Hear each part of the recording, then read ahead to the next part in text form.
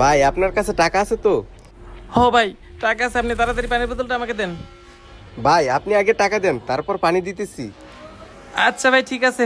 এই লন ভাই টাকা। ভাই বোতলটা তাড়াতাড়ি দেন। আরে ভাই দাঁড়ান, আপনি 100 টাকা নিয়ে আইছেন এই পানির বোতল নিতে? জানেন এই পানির বোতলের দাম কত? মিনিমাম 600 টাকা। কি বলেন ভাই? এই পানির বোতলের দাম তো 30 টাকা। আমি আপনাকে 100 টাকা দিছি। ভাই দয়া করে আপনি আমাকে বোতলটা দেন, নইলে ভাই আমি আমার মেয়েটার জীবনটা বাঁচাতে পারবো না।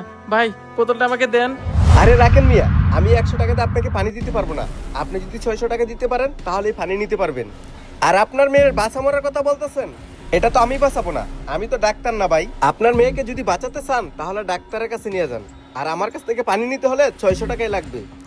এটা আমার দোকান, আমি এখানে ব্যবসা করতে বসছি, আপনার মেয়ে জীবন বাঁচাতে বসি নাই। আপনি যদি আমার কাছ থেকে পানি নিতে চান তাহলে 600 টাকা আগে নিয়ে আসেন। আচ্ছা ঠিক আছে ভাই, আমি আপনাকে 600 টাকাই দিব। আমার কাছে এখন টাকা নাই, আমি